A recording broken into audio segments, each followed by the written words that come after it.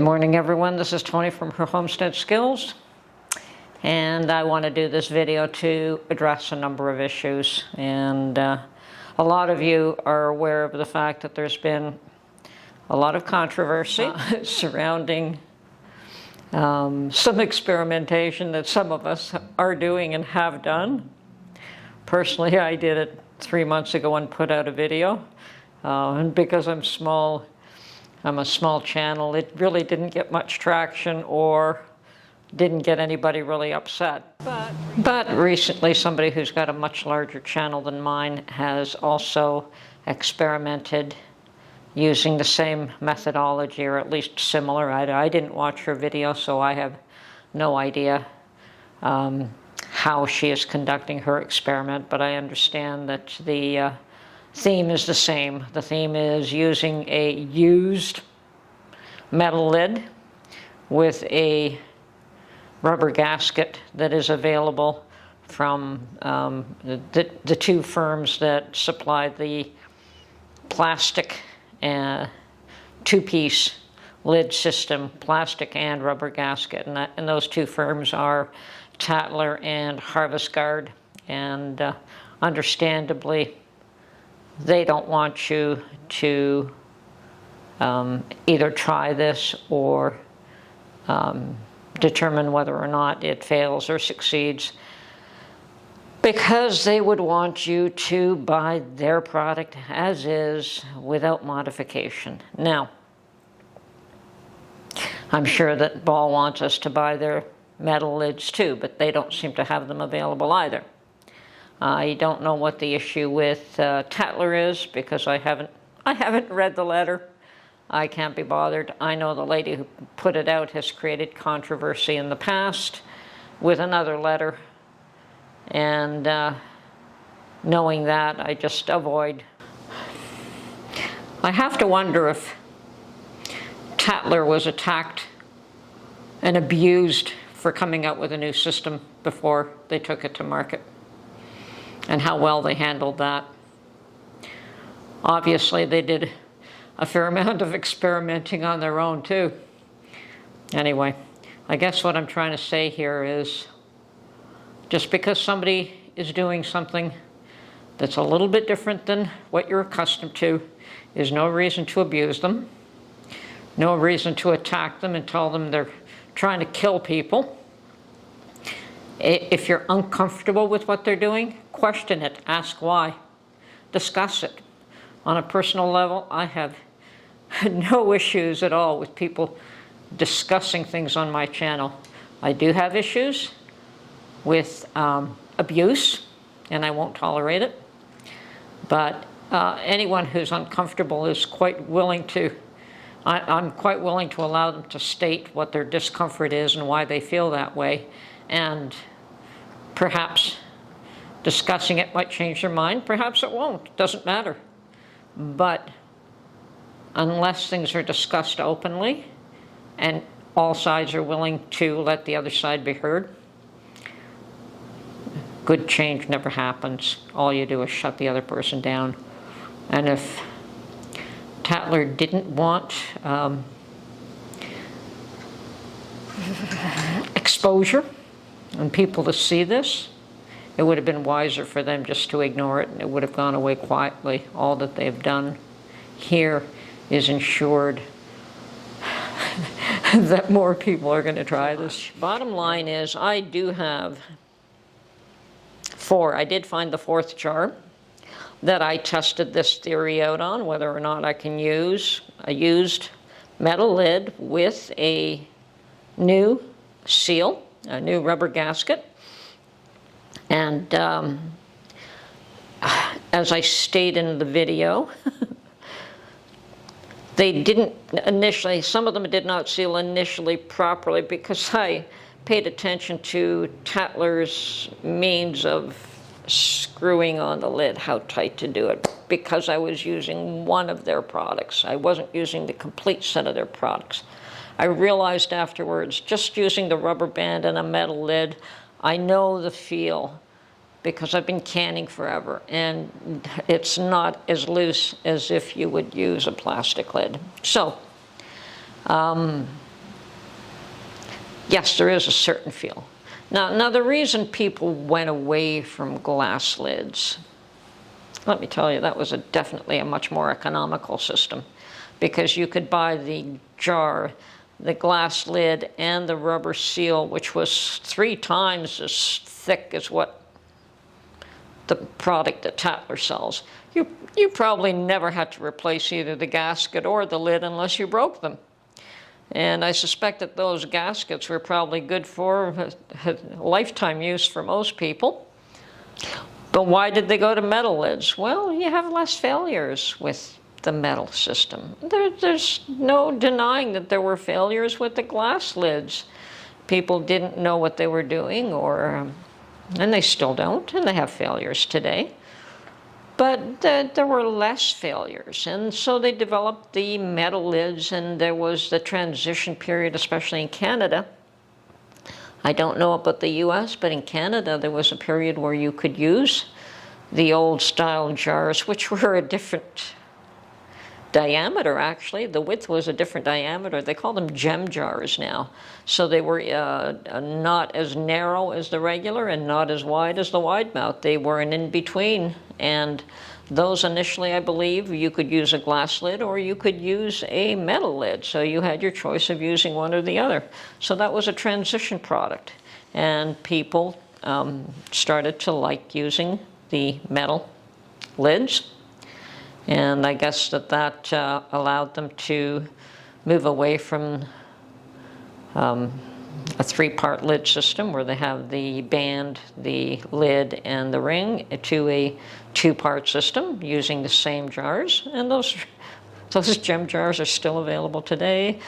Lids for them are still available for them today. So I guess those people aren't suffering any loss. Okay, so Tatler's copied an old system and put it out on the market using plastic, which is one of today's go-to items. Plastic is common everywhere. But they weren't the innovator. They took and adapted something that was already there, and they made it new. Okay, so somebody who wants to try something new, what, should they be ostracized because Tatler doesn't want you to do it? Okay, so what I plan to do in this video is I do have those 4 jars that I said that I canned, about 3 months ago, so it's probably a good thing that I kept them. I found the 4th one today. And as I said before, 2 of them may have had some water and vinegar seep into them because they did not seal, and when I checked them and opened them up, they were completely full. There was no airspace, so some liquid had seeped into them. And as I put vinegar in the canner, there could likely be some vinegar in that as well, so I probably will not be drinking those. The other 2, I'm sure, are perfectly fine.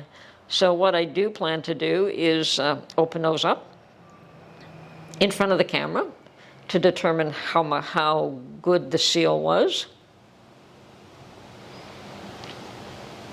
Should be a good vacuum suction on them, and you know what? From looking at them, you wouldn't even know that there is a rubber gasket there.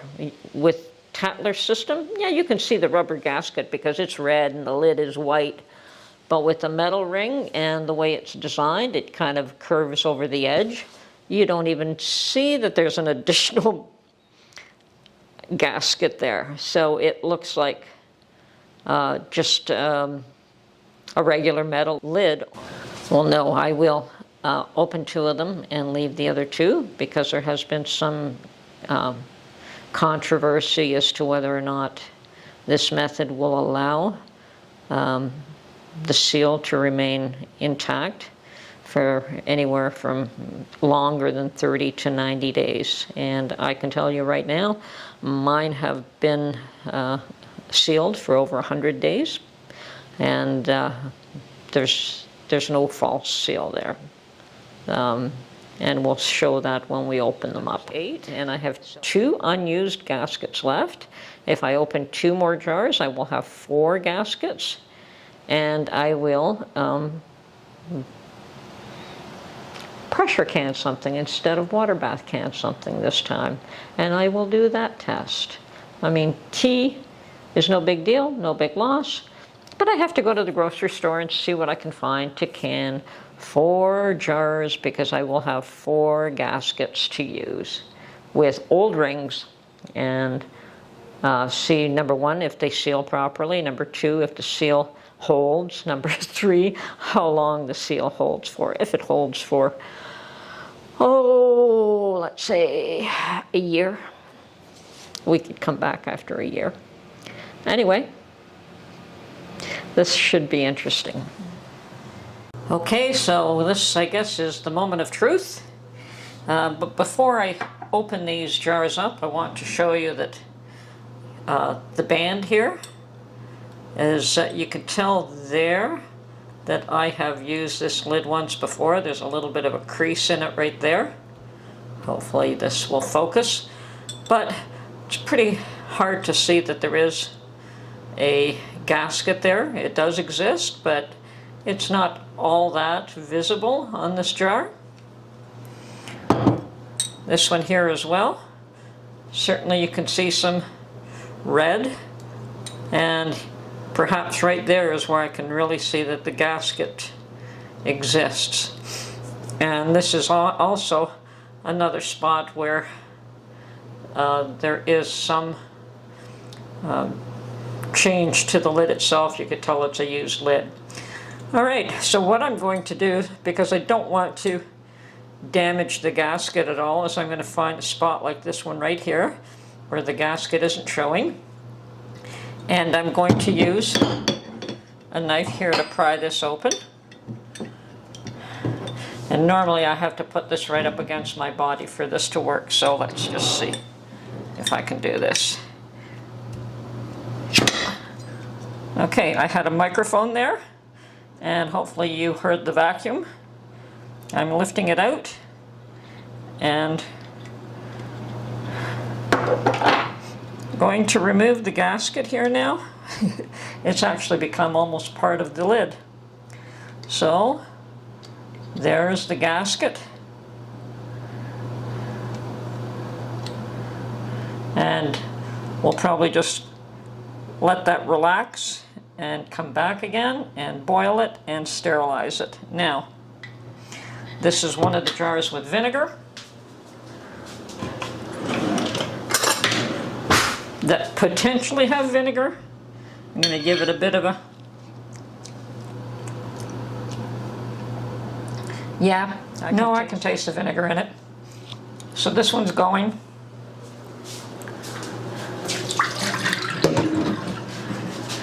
And that is my intent of opening these ones up. There is no point in keeping these in the pantry.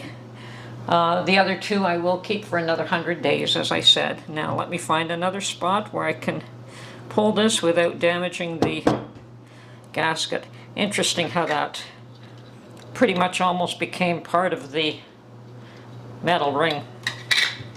Okay, here we go again. There.